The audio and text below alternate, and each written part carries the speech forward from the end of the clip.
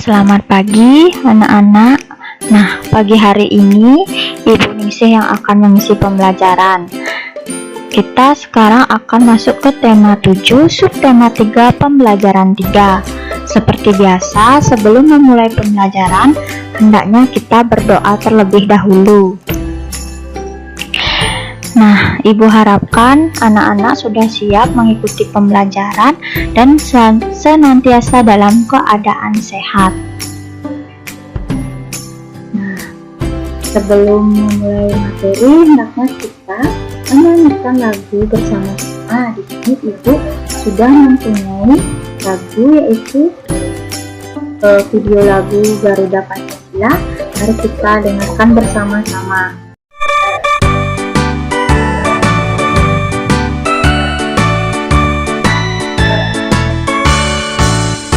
Garuda Pancasila, akulah pendukungmu, patriot proklamasi, sedia berkorban untukmu. Pancasila dasar negara, rakyat adil makmur sentosa, kita di bangsaku. Ayo maju, maju, ayo maju, maju, ayo maju, maju. Nah, setelah kita menyanyikan lagu wajib Garuda Pancasila, mari kita lanjut ke materi. Nah, di sini kita akan membahas tentang peristiwa dalam kehidupan, itu peristiwa dalam kemerdekaan. Nah, anak-anak, dalam mengisi kemerdekaan itu dapat dilakukan dengan mengamalkan nilai-nilai Pancasila dalam kehidupan sehari-hari. Misalkan kita akan mengamalkan nilai-nilai Pancasila pada sila kedua, yaitu dalam lingkungan keluarga kita bisa saling menjaga, saling menyayangi, dan saling tolong-menolong dan sebagainya. Begitupun sila-sila yang lainnya kita bisa amalkan dalam kehidupan sehari-hari. Misalnya pada sila ke-1, yaitu ketuhanan yang Maha Esa, kita bisa rajin sembahyang dan sebagainya ya. Nah, selanjutnya yaitu peristiwa lahirnya Pancasila. Nah, anak-anak, Pancasila itu berasal dari bahasa Sanskerta, yaitu panca dan sila. Panca artinya 5 dan sila artinya dasar. Jadi Pancasila berarti 5 dasar atau 5 asas. Nah, Pancasila itu terdapat dalam kitab Pusakoma karangan Empu Tantular.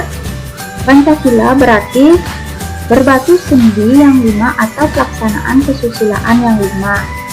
Nah, lahirnya Pancasila itu sebagai dasar negara terjadi pada saat sidang BPUPKI. Nah, anak-anak, di sini Ibu sudah mempunyai para pengusul dari dasar negara, yaitu pada tanggal 29 Mei 1945 Muhammad Yamin mengusulkan 5 dasar negara, yaitu yang pertama perkebangsaan, yang kedua perikemanusiaan, yang ketiga periketuhanan, yang keempat perikerakyatan, dan yang terakhir kesejahteraan rakyat. Yang kedua yaitu pada tanggal 31 Mei 1945, yaitu dari Profesor Dr. Sutomo. Dalam pidato singkatnya mengusulkan 5 asas, yang pertama persatuan, yang kedua kekeluargaan, yang ketiga keseimbangan lahir batin, yang keempat musyawarah, dan yang terakhir keadilan rakyat.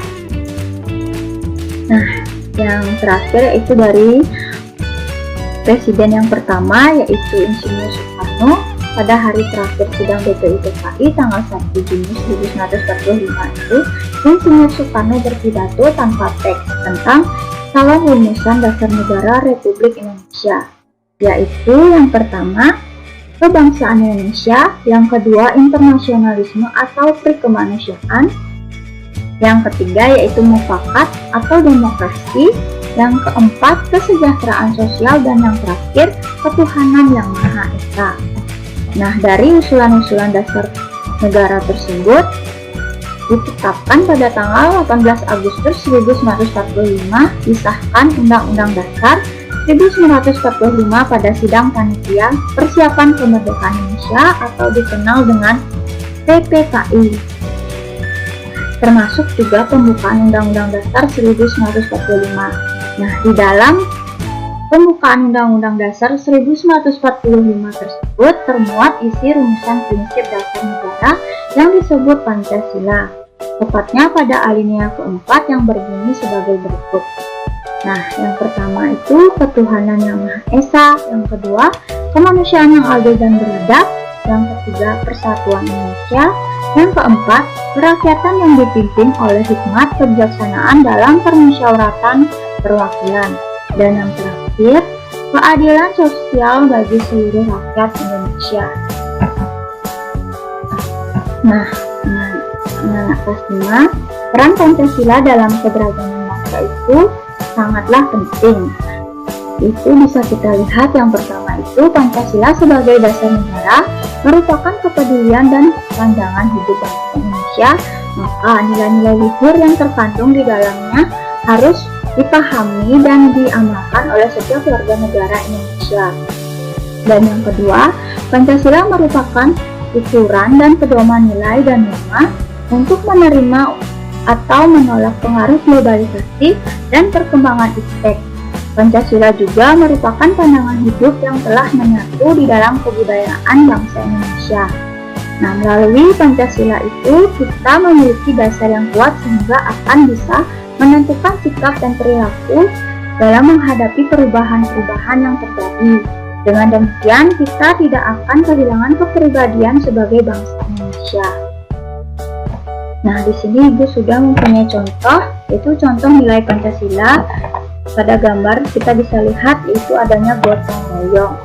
Ini termasuk pada sila kelima. Nah, dari gambar gotong royong itu ada beberapa pertanyaan yang dapat menyimpulkan berdasarkan gambar yang sudah kita bahas. Yaitu apa saja manfaat gotong royong?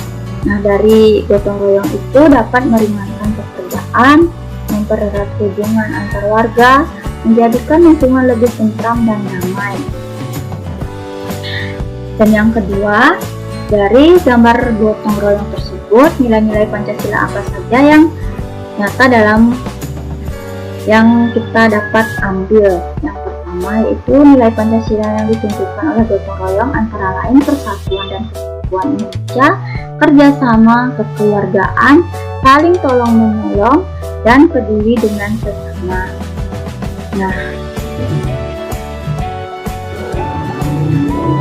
anak-anak, berikut ini adapun paling sedikit contoh yang menunjukkan peran Pancasila dalam membina keutuhan bangsa Indonesia yang memiliki keberagaman budaya.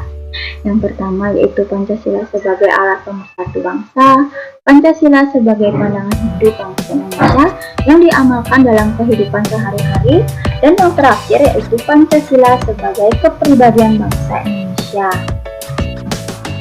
Nah, sekian materi tentang lahirnya Pancasila yang bisa Ibu sampaikan. Anak-anak bisa mencari referensi lebih lagi pada buku maupun Google.